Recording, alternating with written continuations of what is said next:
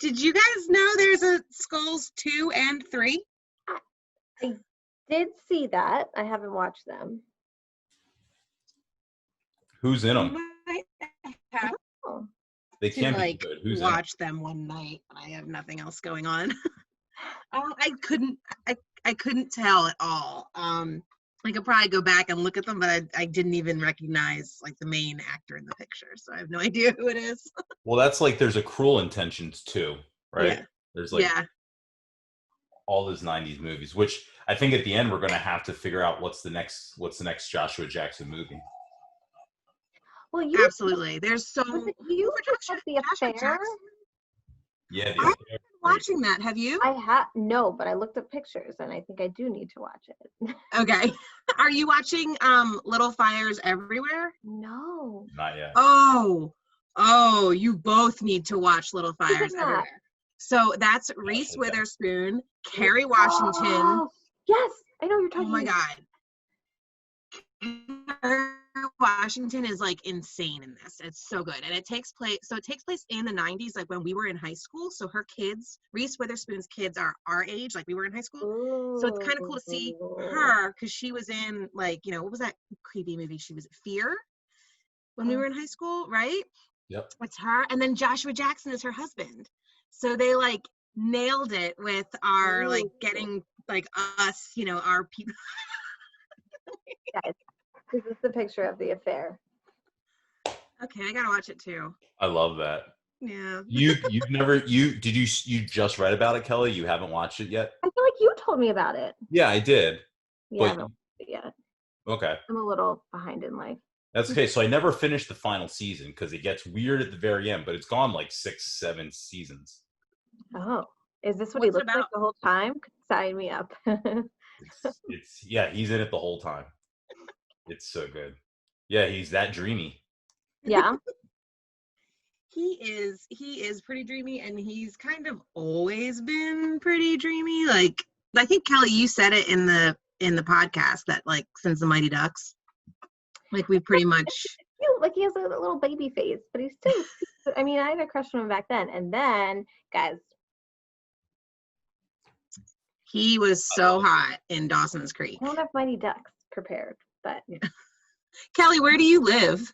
I live in Berwyn, so like near Paoli. Yeah, you're in the city, right? Yeah, I am not far from Brad at all. Oh, I'm if like you weren't social distancing. You guys should have. I know. Well, I always figure I'm like, oh, Brad will call me when he's got like a bunch of cancellations and he just needs somebody who can like run over and do it. I'm always like, he'll just call me whenever it's like last minute. Because what? You were going to be the snow, like we're in a blizzard.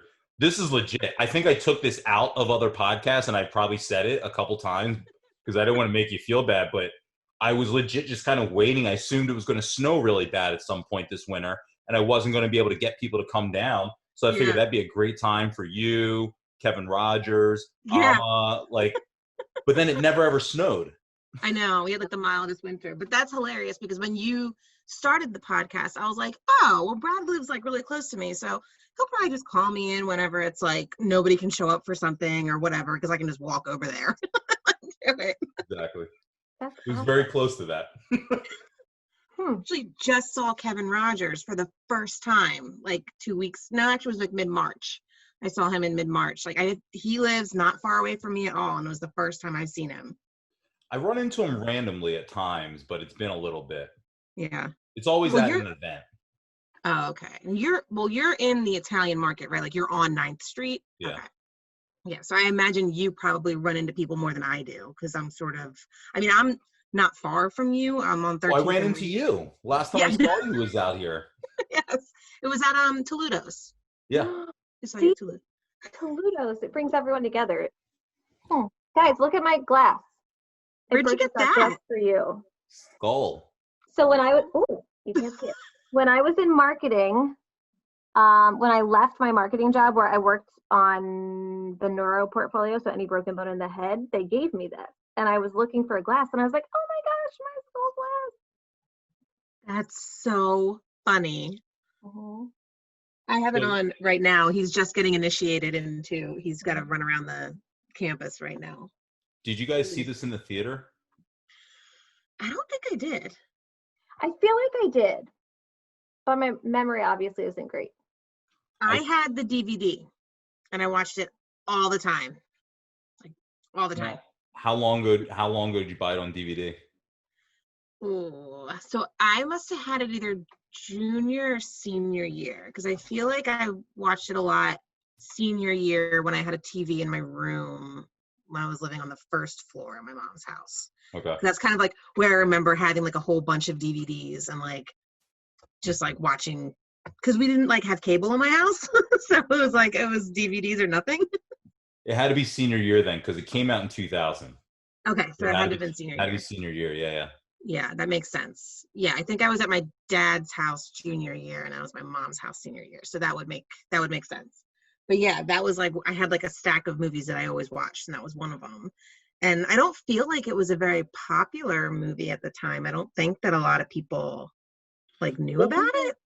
There were a lot of like teen movies and Kelly and I were kind of talking about that. Well, I think that's how we got into this, was because we were talking about like Katie Holmes movies, like the one you talked about. I know that movie, the Disturbed one. Yeah, was it Disturbia? Oh, yeah, you're talking about that song.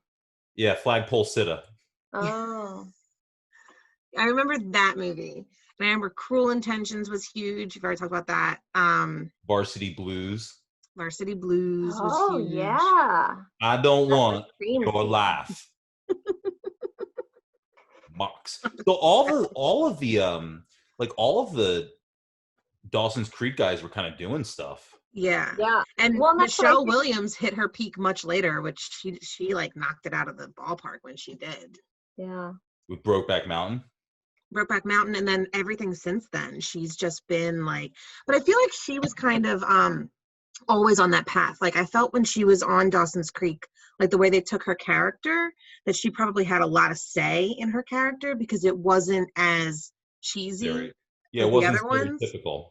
Yeah, she sort of went a different direction, and you could kind of like see it in her performance and stuff. And I've always like just really liked her as an actress because I feel like she's very aware and she's very quick and she's smart, and that kind of comes across in like everything that she does. Well, yeah, she was street smart on the show, right? She was like a very street smart character who's had sex and Well, I think they also went the wrong way. I feel like they had brought her in thinking she was going to be this like sex pot character that everybody loved, but then it turned out, there you go, that Joey was the one that everybody thought was like the pretty one, and Michelle Williams sort of got to go a different way, and I think it was better for her that way, to be like not the pretty blonde stereotypical new girl type thing. She kind of got to go another way. Yeah. I guess Katie Holmes was much more of like the Kelly Kapowski of Dawson's Creek. She's supposed to be like the girl next door who like, you think is cute, but like Katie Holmes kind of took it a whole different level. They weren't expecting her to be like as desired as she ended up being and as liked as she was. Disturbing behaviors. That's what it is. So, but I can't really think of like Joshua Jackson movies during prior to the Dawson's Creek era besides Mighty Ducks, but I know he's done other movies in between all those. Google his IMDb page, because I'm sure it's there somewhere. He had like a whole cult following. Like I feel like girls our age loved him. Yeah. Well, I think that was all Dawson's Creek. Once you hit those what were those magazines called where I would buy them? Yes, like Teen Beats and stuff. Yeah, between Joshua Jackson and Andrew Keegan and Devin Sawa, whatever his name is. Sawa. He was cute Devin until he was like 16, and then nobody liked him anymore. Okay, so what was he in? Like Little Giants? Was he in Little Giants? Yeah. No, little known fact. Yes, he was. Devin Sawa was in Little Giants. Yes, he was. He's the kid. I auditioned for Little Giants. Shut up. Yeah. What? So wait, was Joshua Jackson in Cruel Intentions? Because his IMDb says he was. Yes, he's the kid that he's like the kid that's like needling Ryan Phillippe. He's like his villain friend. I think that tells him like, oh, I think he's like, you should sleep with her or something. Okay, we got to watch that one next then, Maybe because that's we've the pretty next much named his entire Yeah, why didn't we watch that one too? one. Brad, Maybe that one next. urban legend. find that you auditioned for Little Giants? Is that what you just said? Yeah. I auditioned for Little Giants when I was a kid. Did For you? Yeah, for 2 different roles. One was for Hot Hands Haynes, Oh, yes. Yes.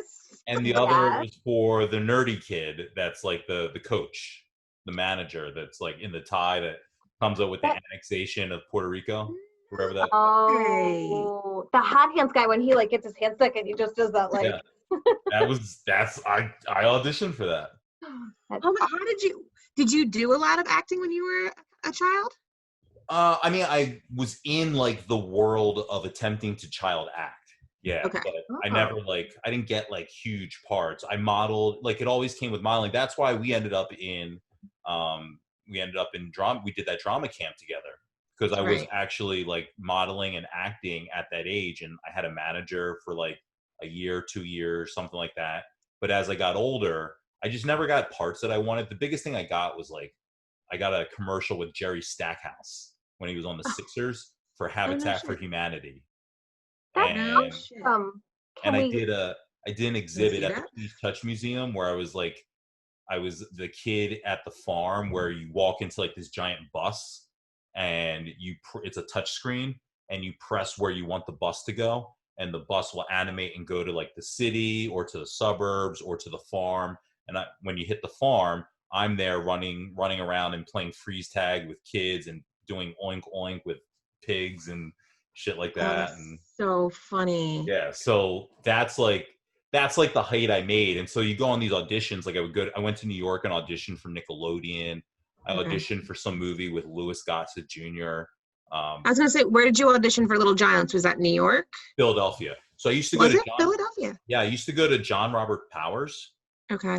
And so they were like a modeling agency and they would do acting and modeling and all that. And so they hooked up the audition and that's where it did it. It was a tape audition.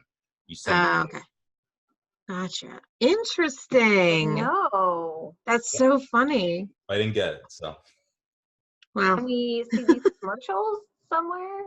What's that? The commercial? Yeah. So friends have looked for this like endlessly. They've Googled like every combination of like Habitat for Humanity, Jerry Stackhouse, Philadelphia. They can't find it anywhere. I've got the tape for the Please Touch Museum stuff. I'm actually looking at it. So I might upload that stuff. Yes. So no one went to the theater to see it except for me. No, I went. I'm pretty sure that because the rowing aspect. Brad. Yeah, so where does this? So this takes place in like that time, but like what school is this? What college is this? Is this? It's Yeah. Okay. I took some notes, but I took like very loose notes. Yeah. It's just to help the conversation flow. And they say apparently I had this for rowers at this time, so I'm pretty sure I saw this in the movie theater. Okay. And I'm just gonna call him Joshua Jackson. I don't care what his name is in the movie. Yeah, I don't even Luke. What is it, I think his name is Luke. Yeah, it is Luke. Yeah. So they like do this whole like scene setting with the skulls to like give you this to tell you like historically presidents and senators and everything. So you're automatically supposed to think it's real. What's that? Like the background of this scene, isn't it that when they're like all standing there telling you the history? No, at the very beginning, he's talking about the very beginning when they're like walking down the street and they're like, there it is, the skulls, and like it's a frat house. Oh wow, you really did take notes. Okay, we're starting. Oh yeah. Starting at the beginning, Kelly. But that always was funny to me because I was like, oh, if it's so secret, why is there like frat house in the middle of the Yeah. There's so many things about this that were very, and I guess that's 90s movies, were so movie like, this makes no sense. Why would you do this? Yeah, this and it's more of a Lifetime we're gonna call movie. you when you're with other people and make you run out of the room so no one questions anything. Mm-hmm. Yeah, they like they don't do it. And then I really laughed so hard that time around because I was like, they give them that giant key that they're supposed to have, and it's like literally like this big. Like, So they're supposed to carry around this giant key on their necks, and like no one's supposed to see it. How is that supposed That's to the be struggle I secret? go through when I have to buy cell phones and they're huge. And I just go, where am I going to put this thing? It's huge. I can't fit this in my pocket. Everyone's going to see it. Are I there like cell phones in this movie? There aren't, right? There are no cell no. phones, right? No. No, he's on a cordless phone right now, but no cell phones. He's definitely on his cordless phone. But one thing's for sure, he's definitely poor, right? Yes. They Yes. stress that. They gloss over it though, that they're like, oh, his dad died and his mom died and his dad's unknown. So who raised this kid? Who got him into Yale? Wolves. Like he's Yeah. always, well, Joshua Jackson is really good at getting cast as the underdog, or like the the rough side of the tracks kid, and like Right. Yes. Oh you my know, God. every single role he has, he's like, the poor kid with the like street smarts who's gonna make it, and like You're totally right. Oh my God. Charlie Conway, he's got a single mom. He yeah, lives in a tiny apartment.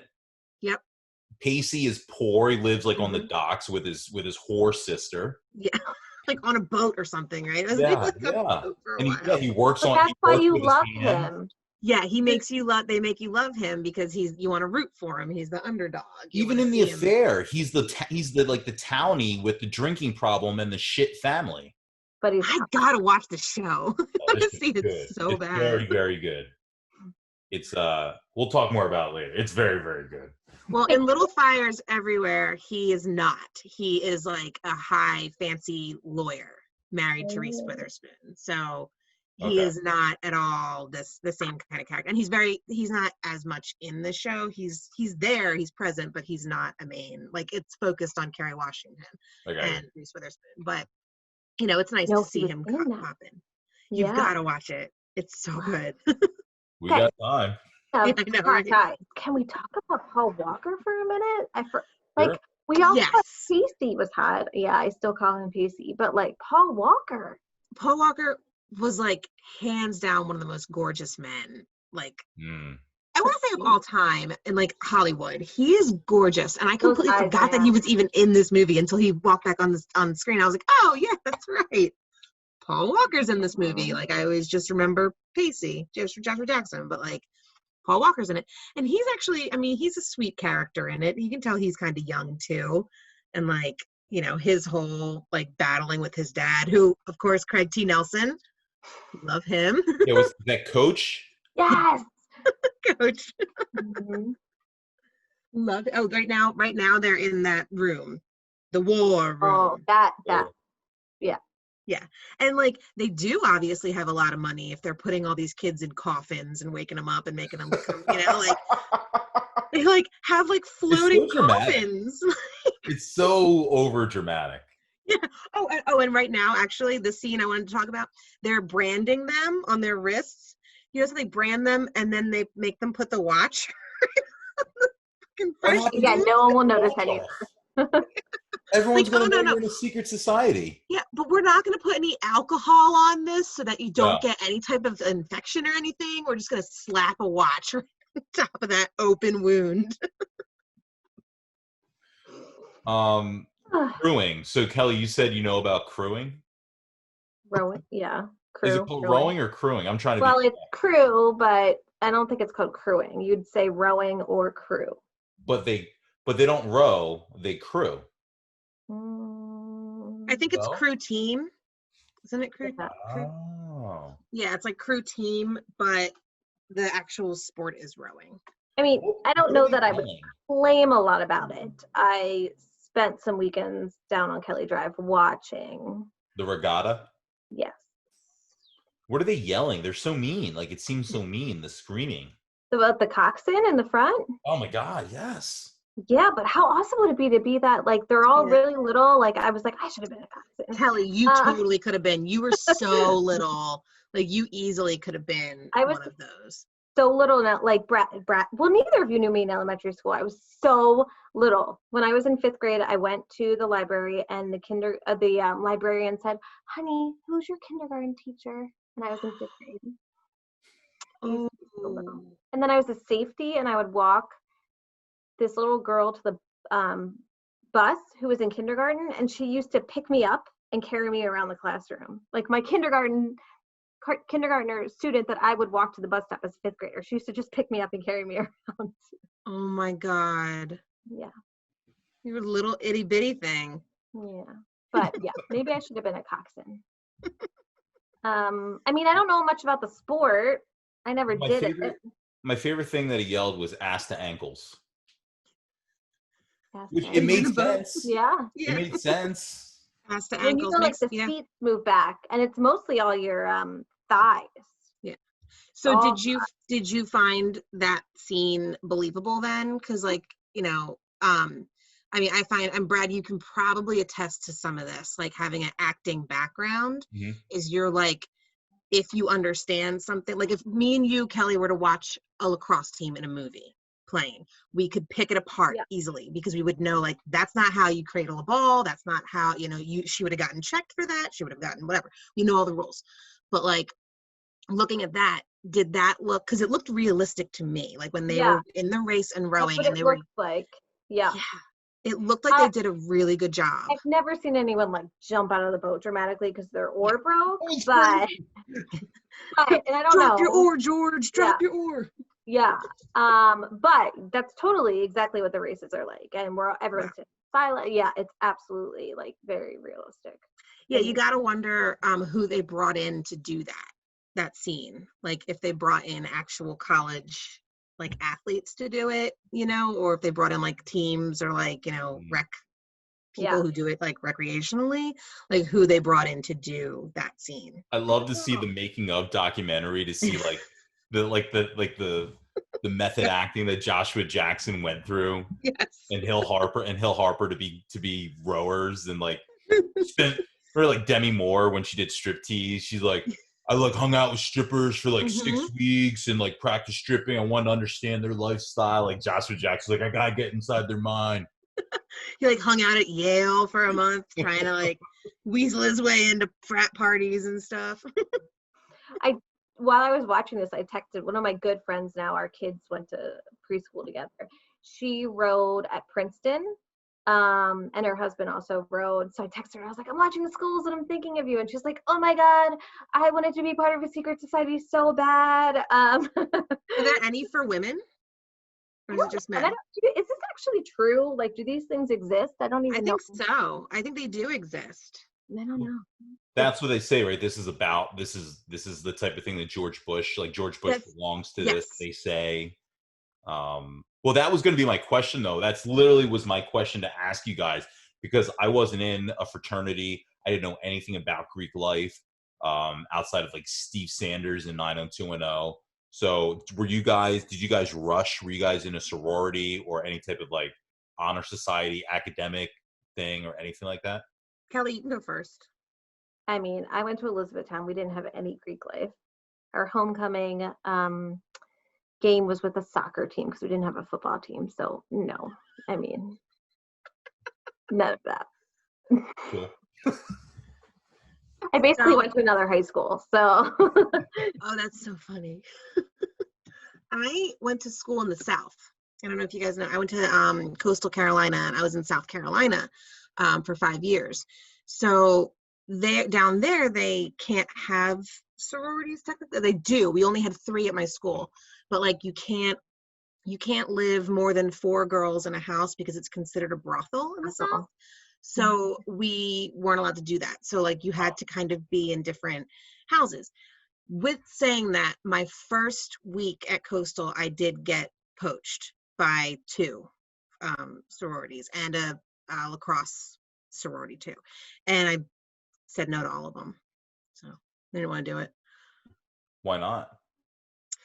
I kind of like I had a really, really good social life in high school. Like I hung out and did a lot. I went out a lot and I did a lot of good stuff. And when I went to college, I was like kind of tired and I sort of wanted to like step back a little bit and not really be in like a huge social aspect. Like I kind of wanted to focus a little bit more on like, because I had to work when I was in college and I was in theater. So I did a lot of like, you know, shows and things like that. So the theater crowd itself is like a whole other world, completely different world. But I really didn't want to make that my life at college. I kind of wanted to have my own life. Now, what if a sorority could offer you $20,000 in your bank account? Yeah, I'd do it. I think, and especially at that time, I would have done it. Because that's the interesting thing about like Joshua Jackson in this is that he's the nice kid, right? He pretty much the whole time, in the beginning, once he gets in, he gets a big head. But in general, he's our protagonist, so he's the nice guy. But then at the same time, he's so kind of like, well, joining the Skulls is going to fix all my problems because my problem is that I'm not rich. I don't have the money that other people do. And so I've got to row to make it through school. Like, that's what his problem is. It's so, I don't know. That's his mountain to climb. He's poor. He's a poor white kid at Yale. But was that all of our, was that all of our how small our world? Well, that's the funny thing is that you were kind of done with that, but I wonder I'd love to see the backstory and what his character in high school. Was he not a partier? Did he not? Well, no, it was those kids. You remember the kids that he gets to help him. Did he give the card to? Yeah. I was like, no, give your card. The townies, Right, which is like a huge thing in Boston. Is like the townies are the rough kids and stuff like that, and that's what he was. Remember, they were like in the beginning, they're like, oh, you cut your hair because he's not, he's out of school. He's at a fancier school now. So yeah, it's just kind of weird that they'd make him such a shallow person and so one-dimensional in that way. It's like, oh yeah, I just need money, so I will join this group. Even though like they literally, like, his buddy tells him like, if it's secret, it can't be good. Yeah. And he's like, well, this is the equivalent of someone breaking into your house and running up the stairs. Well, I don't necessarily think that it was about the money for him. I think it was about the opportunity for him, because when he gets the money, when he gets that $20,000 in his bank account, it's a total surprise to him. He didn't know that was coming. He didn't know about the cars. He didn't know about, the hookers, the party that came in. Like, he didn't know about those things. I think for him, it was more of like okay, so if you compare him to Caleb, who's his brother, right? They like matched him up as brothers. So Caleb has all the money. He has the father that cleans up all of his messes, that gives him everything. And he's the complete opposite without the father. And he's sort of in the same, like right now, he's kind of at the same level as Caleb. Like, he's been matched with him. They're brothers now. So even though Caleb has all these opportunities and all these all this money and all the girls and everything, he doesn't. So I think that's kind of what he wanted. He wanted to be at the same level as Caleb. So when he, gets out of college and he can go be a lawyer somewhere, he's going to have more opportunities, going to have more, strength. Like, remember how they talked about how they all kind of help each other out and they all sort of like bring up the next generation of Skulls. Right. I think that's what it was. I think he, like, if we're going to look at it deeply, which it's not really a deep movie, but that's what this is. He was looking for a support system. He was looking for people to support him and to care about him. Like, you saw, like, when in the one scene when the Craig T. Nelson is like, you're coming home with us for Thanksgiving. Like, how much you want to bet he's had shitty Thanksgivings his whole life. Like, he didn't have a dad and his mom died. He's probably had like terrible Christmas and Thanksgiving. And then to be like welcomed into this like family as an equal, that's where it's sort of like, that's where his draw was. He wanted to be an equal with these people. Right. And he's struggling, like, how do I get into law school? How do I pay for law school? Yes. I mean, who the hell knows how he got into Yale, but that's a whole nother. Yeah. Rowing. He got into Yale by rowing, clearly. What do you guys think of the whole initiation process of running it? Like, the phone call, he's talking to his friends, he gets the phone call, he's got to just dart around, has no idea what he's doing, ends up passed out by drinking whatever. Yeah, what do we think that was? Like, I was kind of like, that's it? That's all you have to do? It feels like a kid came up with it. Yeah. It's a secret society, and we make you drink a secret potion, and then we put you in a coffin, and then and then we brand you, and then you're in. Yeah, you're reborn. You're rebirth. But I was like, you had to run like 2 places, that's it? Yeah. Oh, but then, so they have to get the weather vane, right, off that building. Oh, yeah. So they crawl up, 4 stories high on top of a building, and they fall into a moat, and they have this weather vane, and they've survived. but yet Will fell one floor off the top of the stairs in the war room and died, like, or got like seriously injured and died later. But like, doesn't really match up. Like watching it, I'm like, okay, they just fell off about 4 stories into a moat, which is probably only 2 to 3 feet deep. Like the moat couldn't have been that deep. As a movie guy, I would probably say we can only have like one fall in this movie, and we have to save it for the guy that's going to die. Yes. not for the cool stunt. Yes. The cool stunt like, falling into no one else did anything. Just those 2 guys were the only people that actually did anything, and everyone else got in. Like, that's bullshit. Yes, I agree with that 100%. They all got in because those 2 guys crawled up the top of that building, or the bell tower. What do you guys? What? Freeloaders. I was just saying which scene. So now here's the scene where I'm on the scene where Will dies. He's in the room. So it's kind of, so Will gets like super jealous, and like as soon as this happened, I mean, this is the fucking podcast. This is like, he's literally jealous because his friend is going to be one of the cool kids. He's like, oh, you're going to hang out with Caleb now? Like, he's so jealous. But whose college is they're that gonna let small? You in? Yeah.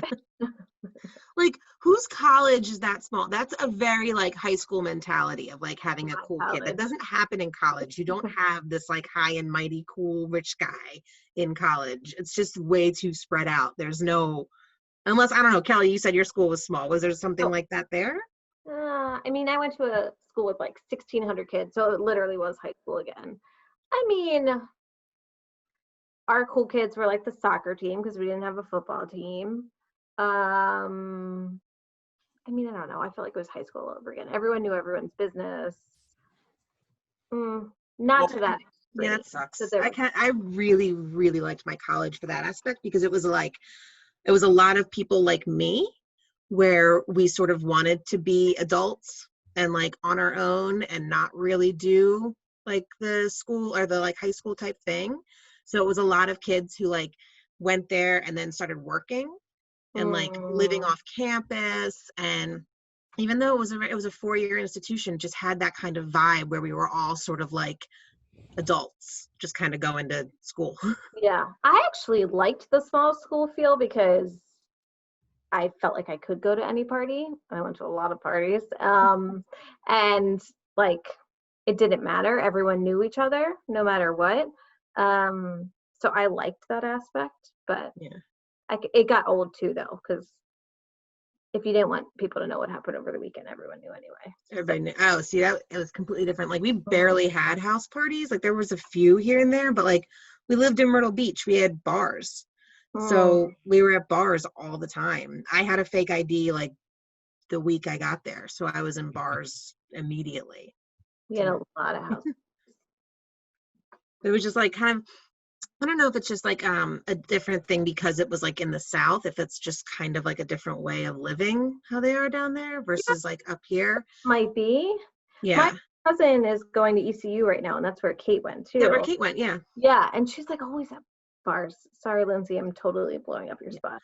Oh, I was always at bars. Like, that's just where we hung out. That's what you did. Went down, we were always at bars too with Kate. So, yeah. God, is there like a 118 or something? Am I mixing up Bloomsburg and I don't know. We were... Kate and Megan McDougal drove down to Myrtle Beach one time and hung out with me when she was at ECU. I think it was our freshman year. Yeah. She and Megan McDougal came down and hung out with me. Yeah. We loved going to ECU. We loved going to Bloomsburg. Yeah, it was fun. Bloomsburg was a big party school too. That was like, and I kind of felt like Bloomsburg was like Wissahickons 13th grade. Like, there's a lot of people from Wissahickon that went to Bloomsburg. Yeah, there were. We always ran into people when we went out. That's like that with all the state schools: Westchester, Bloomsburg, Kutztown, Temple, Penn State. I feel like they all, right? Yeah. You guys were the oddballs. There were other people who went to E-Town, surprisingly. Not the whole time though. Like Ann Patterson freshman year went to E-Town. Yeah, I remember when Ann went.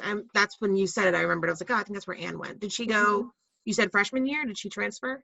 think she transferred after freshman year. Yep. Yeah, I went to a school with nobody else from Wissahickon. No one. But See, that's kind of like. I didn't see anybody from Wissahickon. Once I got to Temple, I would run into people from time to time at Monco. I'd see them. And that was the biggest factor of not taking classes at Temple Ambler, because I would run into people. And I was like, oh my God, this is like Monco. So once I went to main campus and took all my classes there, the only person I ever ran into was Marissa Sadati and, Lisa McCracken. Mm-hmm. She does like yoga classes online now in the quarantine. But I used to run into them. They lived like next door to my best friend in college. Was Lisa younger than us? Yeah, her and Marissa, I think, were like 2 or 3 years younger. I think maybe even like freshmen when we were seniors. Did you guys like the Creed montage when after they become skulls and they get presumably the prostitutes are all prostitutes, and Joshua Jackson's like, this is gonna be all right.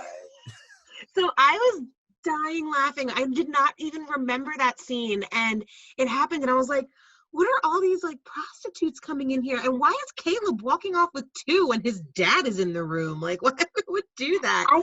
When I watched the scene, I was like, when I watched this in high school, did I even know that they were prostitutes? Nope. Or was I like, oh, look at those girls? Like, yeah. Again, like, who thought that was like, it really does feel like a high schooler wrote this. Like, yeah, and then they have girls that they have to have sex with them because they're skulls now. Right? They that's like part of their initiation. They get to just have sex with these prostitutes. And like, why did his prostitute know about him and like know everything about him? They tell him what he likes. Sorry. So yeah, because he got like the only brunette. I'm pretty sure she was like the only brunette that came in, which is funny because Leslie Bibb is a blonde and he likes Leslie Bibb in the movie. She probably watches Dawson's Creek. Yeah, it's a Katie Holmes thing. Mm-hmm. Leslie Bibb too. This was one of her like earliest roles. This is before like Ricky Bobby and like all the stuff that she did. Yes, that's what she was in. I bet you that's why my husband perked up, because he likes me. She is gold in Ricky Bobby. She is absolutely fantastic in that role. All right, so right now they're in the cage thing where they get to learn about each other and they get to ask whatever they want. Ooh. And I'm wondering if everybody can hear it because they lower them underground. So can everybody up above like hear it? I guess they're not. I feel like they're not supposed to be able to. Let me ask this. When Will, that's his name, right? The friend? Yes. Why, when Will is in the cave and he's like going around, why is he dictating everything if he has a camera? Notes. Maybe for himself. One of the pictures be really good notes. That's true. That's true. And it would have been great to have that on film for when he, He's talking like a lawyer. Like, I'm waiting for him to say, like, period, comma. Doesn't that make him like a legit reporter? Caleb, is that what reporters do?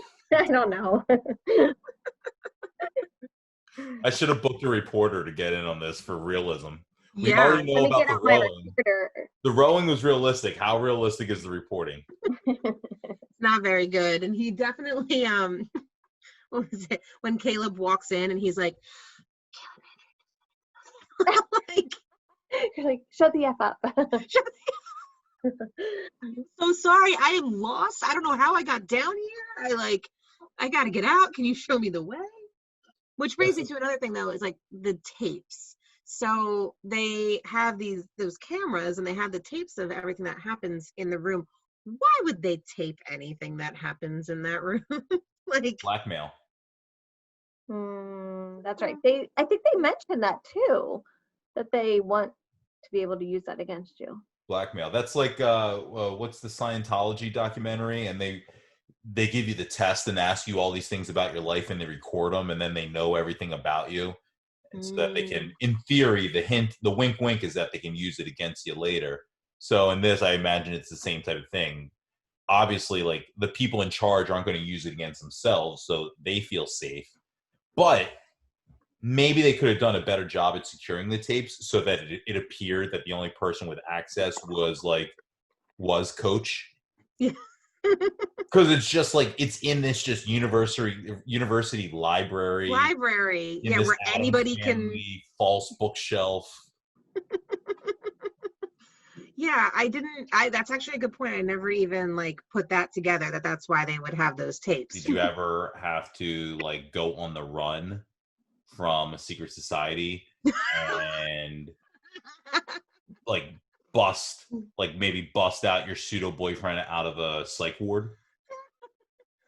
That scene, he went method in that scene, because if you look closely, He was method. he has drool coming out of his mouth. If you look closely, you can see that when he's like bent over in the wheelchair, there's drool coming out of his mouth. And when I saw that, I was like, You know what I thought? I bet the lighting guy gave him that tip. Hey man, hey Josh, you should like drool a little bit. Like I know a guy that was in a ward once. He would like drool. You should drool. It'll look better. Thanks, man. it looks so realistic. And then the senator coming to break you out, that's realistic too. So that guy is You're like, you don't know if he's on your team or if he's not on your team. Yeah. And yeah. Now he was the dad in Fear with Reese Witherspoon. Oh my God. Yes. Yes. And he was like kind of sexy in Fear. Oh, you like? I remember thinking he was kind of sexy in Fear. He's You not like the super song sexy Harper? in this. He is like just literally Bill Clinton, right? Yes. He's The just song like Harper Bill thing. Clinton. We just need a saxophone and then we're good. Yeah, it's blatant, right? He's I went, definitely- Jesus Christ, this guy's landed in heavy. Yeah, and he's the only Southern one, but somehow he's like the senator of Massachusetts, right? Because that's where they are. Is that where, Yep. where they are? Did you guys ever watch The Practice? The cop in this is from The Practice. Yeah. What is his name? He's in a lot Wait, of the stuff practice too. like The David E. Kelly show. Yeah. It was like a spinoff of Boston Public, which was a spinoff of maybe Ally McBeal, yes. and then eventually became Boston Legal. Wow, I you're never really watched taking me any back. of those shows. I was Never. very into The Practice. And his name was Eugene in The Practice. And I can't remember what else he was in except for I think he's in The Rock, the Nick Cage movie. Nick Cage, Sean Connery. The Rock? You guys don't know The Rock? Yes. Oh no, I do know The Rock. I know. He's one of the Marines in that group that takes Alcatraz hostage. So Yes. it was super 90s to see that guy. That was cool. I haven't seen him in a long time. And Shooter McGavin as the what is it? The provost. Mm-hmm. I love when he makes a cameo. I'm like, oh, Shooter McGavin, here you are again. It's so weird how like ingrained the school is. Like Yale would ever risk this shit. Yeah, exactly. Sorry, I forgot. I was just like, shit, I have other background. There's more backgrounds. I love it. Ooh, See, we have wow. to keep going because you're That's a good so one. prepared. We have to keep going with Yes. the synopsis. So right now, I'm actually at the point where he brought the video to the guy from The Practice, Eugene, right? Mhm. And Eugene, I guess, switches the tape out, and it's a staticky tape. And I don't really know why, because they... So what I gather is that they can't expose the skulls. Okay. The skulls are secret. Mhm. So You can't let this story about the skulls killed my friend, the skulls that framed me, that can't be a thing. okay. But, and I think the senator is playing games here and trying to hedge his bets. And so if this fails, then he can kick into action and save him, quote unquote. But if he dies, if Joshua Jackson dies, well, then he can still just claim ignorance. So that was not something that I ever picked up on in high school. But when I rewatched it, I was like, oh, because at the very end, Joshua Jackson is like, you used me to that guy. Mhm. And he's like, gives him the worst monologue ever walking down the steps. And he's like, if I ever call you for a favor. God damn it. Someone reshoot that scene. I never understood that before. And now as an adult watching it, I'm like, oh, okay. Mhm. So yes, he kind of wanted to push Coach out, and you know, that whole, I think he's kind of masking it, not really. He's saying he wants them to bring up a good generation of Skulls, but I don't think that that's. No, he just wants power. Yeah, exactly. And if Joshua Jackson fails, he needs to be able to deny it, so because he doesn't want to lose all of his power in the Skulls. Yeah. Clearly, they'll kill him too. Absolutely. Clearly, they'll kill anybody, but we don't really learn much about anyone else in the Skulls. Everyone's No. You know, there's like, they get, you know, initiated with 6 other guys. We don't know anything. They develop those characters. Oh wait, I can't. You Don't block him, Kelly. No. So he gets the real cryptic advice. I love how like he gets the advice from the senator, and then he's like, "I know exactly what that means." Yeah. and so he decides. So the gist of all this, we've skipped around the whole plot, but essentially, Caleb accidentally, he didn't even do anything. His friend stole his shit, ran from him, fell off the balcony. When Caleb left and told his dad then killed the kid. Yeah. He was still alive. He was still alive. That's like the worst part. That's what makes it a Lifetime movie. Like it wasn't. He was still alive. That's a very memorable part of the whole thing. I forgot. I did too. I forgot all about that. The whole time I'm thinking that Paul Walker was lying. And I'm like, oh, this kid's such an asshole. And I go, oh my God, he's a complete pawn in this entire thing. Yes. He's his dad's pawn for sure. He kind of seems like he's always been.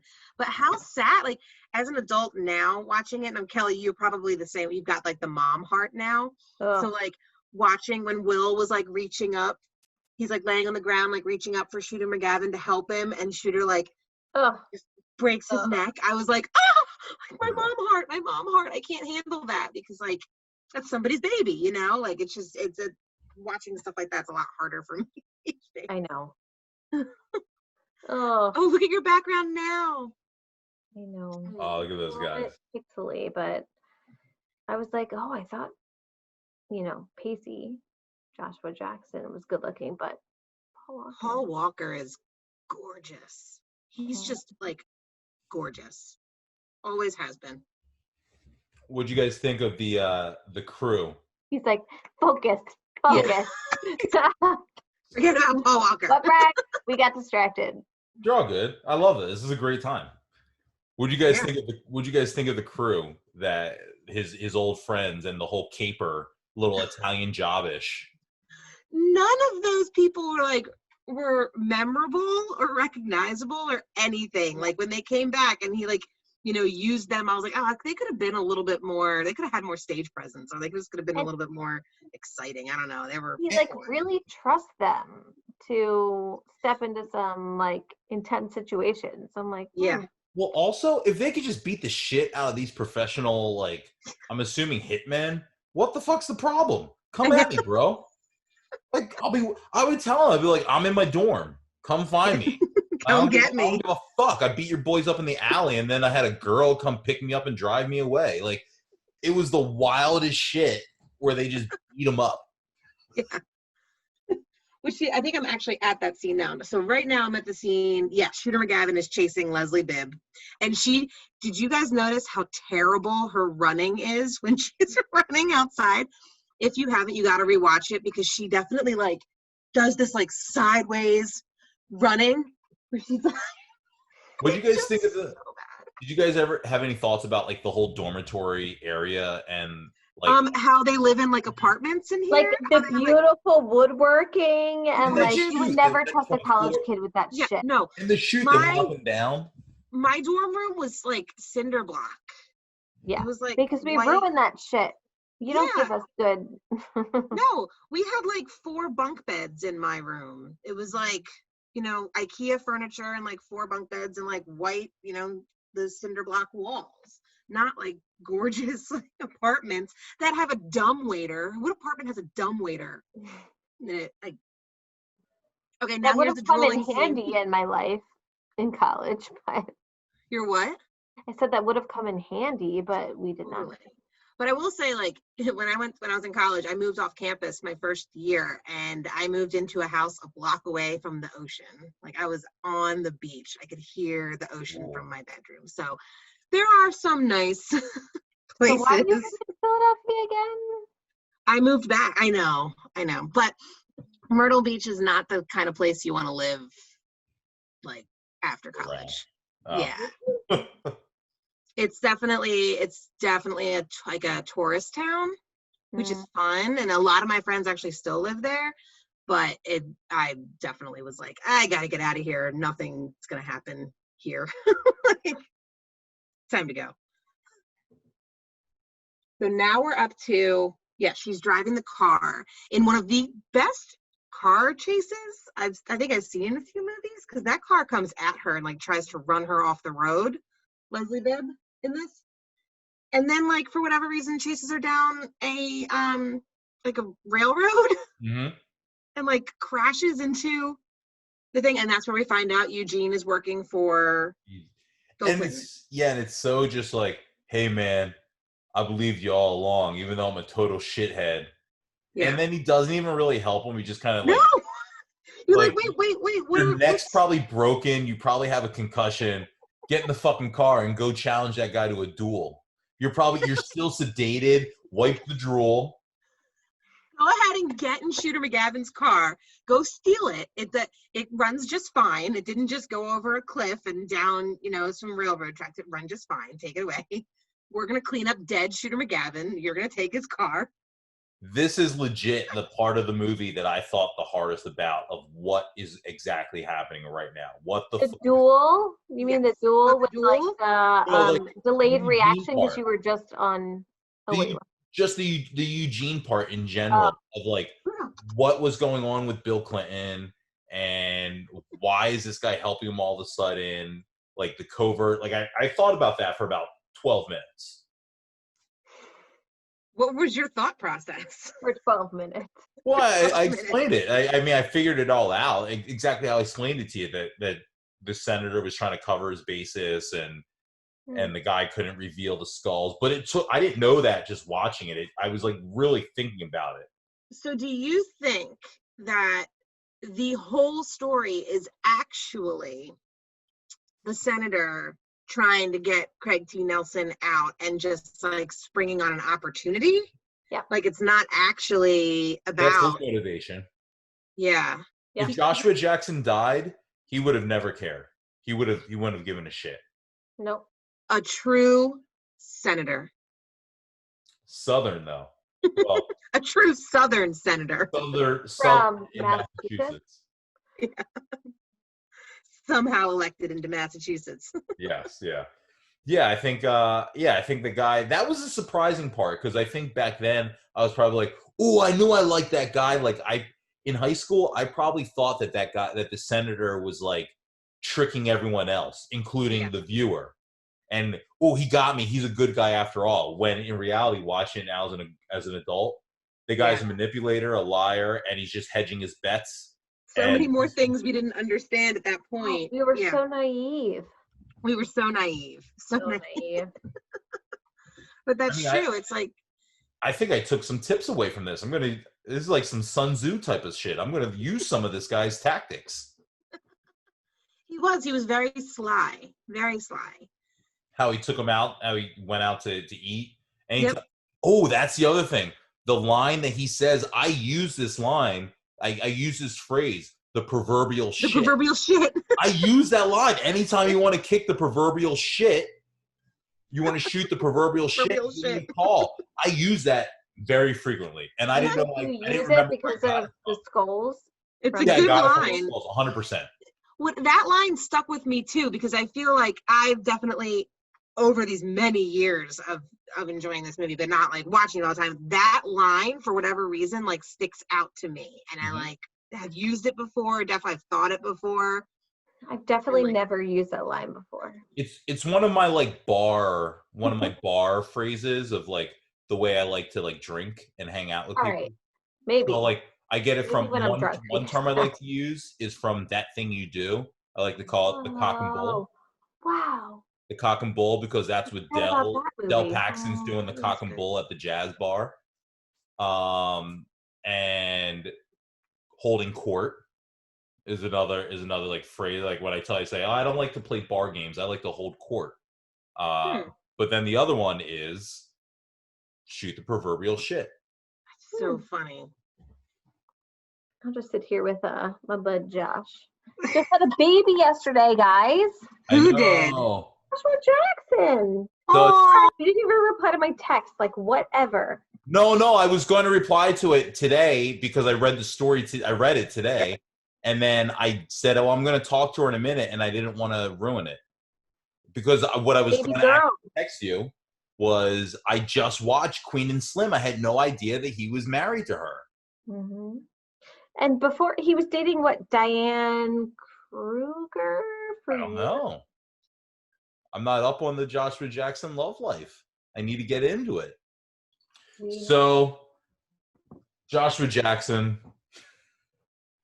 he enacts the rules, which says that this thing can only end with a duel. And all of his sedation has worn off. Yeah, fresh off of some crazy drugs. He just... I'm actually on the duel scene right now. It's playing right now. Paul Walker never really gets to level up as with the knowledge. He doesn't really know that, like, his dad, he asked his dad, like, was that guy dead? And his dad's like, oh, of course, I didn't do it. Of course he was dead. But, like, he never really, like, it seems wrong that Paul Walker's even in this duel. Yeah, it shouldn't be him. Oh, and then he, like, goes with a gun to his head. Oh, that was really sad. So Joshua Jackson... they do the duel. They start the duel. They do their paces. They turn. Joshua Jackson holds his hands up and drops the gun. Says, "Don't shoot." He doesn't shoot. He wins. Is it the dad tries to then shoot him? So no, the dad like tells him he wasn't worth it. That's what he says. Exactly what he says. Like, you weren't worth it.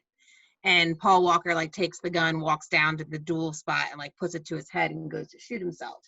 So now here, I'm actually at the scene now where he's telling him, Bill Clinton is telling him, like, you know, they're kind of... Tell your husband to come in, because I know he had won't come here. Honey, come here.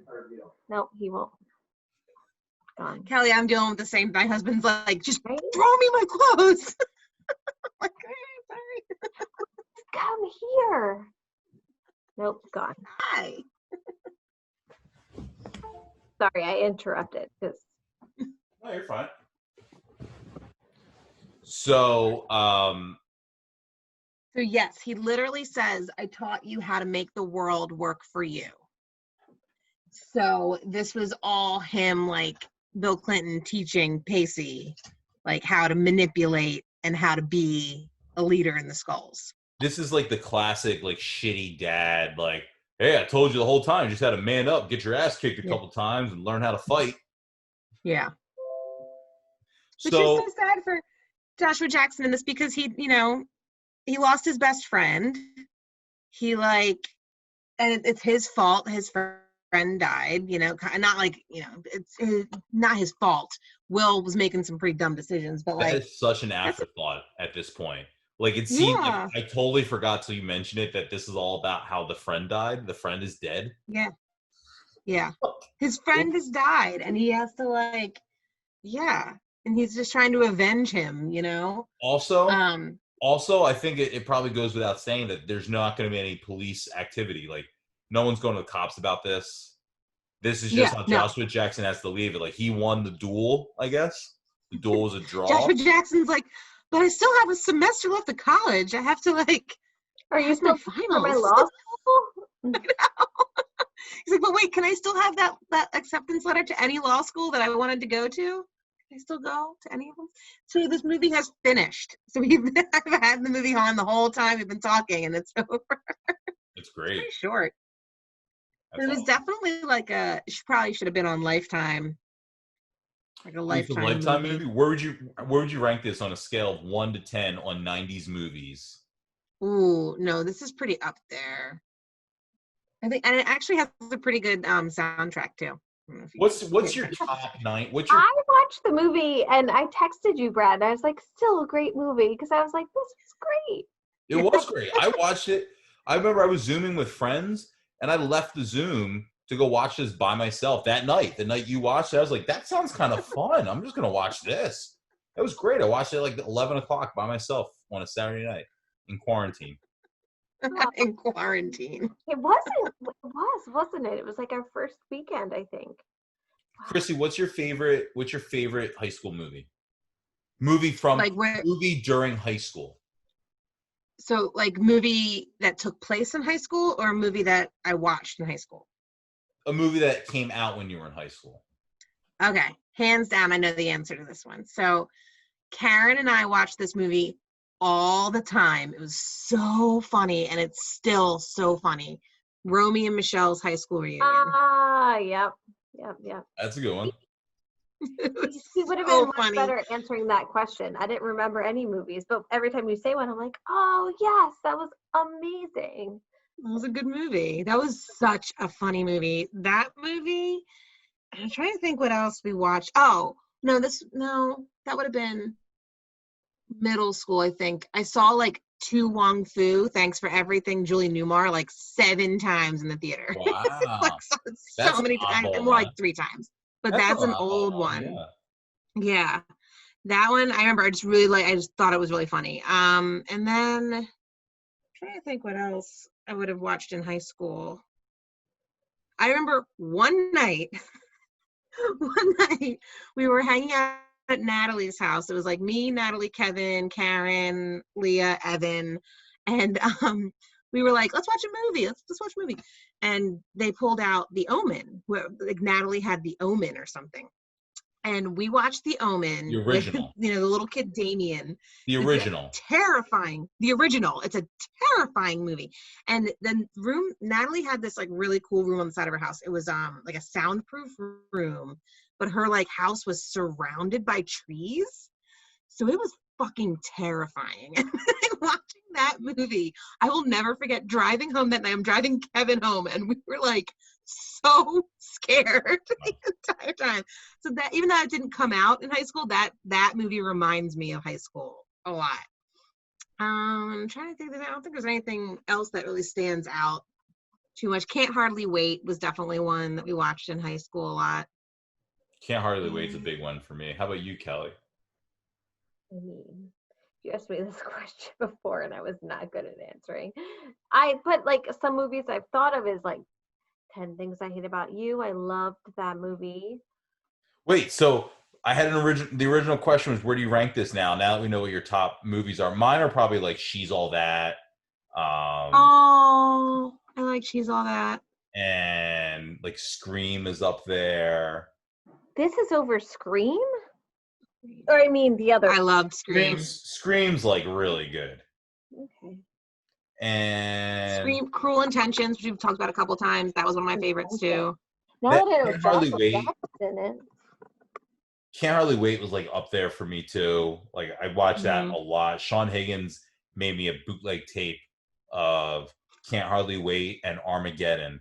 And I remember like watching that tape every night going to bed. He gave me the tape and I didn't give it back to him for like 3 months.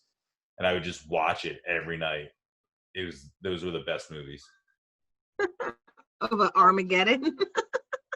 Armageddon. I was really into Liv Tyler. So then Pearl Harbor would have come out. Also, I love That Thing You Do also. I love That Thing You Do. Did I already use this one? I can't remember. I like it. You've got so many great pictures of him, Kelly. This is my last one. I like him with a beard, though. Where would you rank this, like on a number scale of a 1 to 10, 10 being your favorite movie of all time, your favorite 90s movie? Where do you rank this?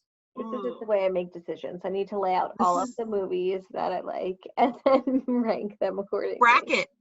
We need to do a March Madness bracket. What was that other movie with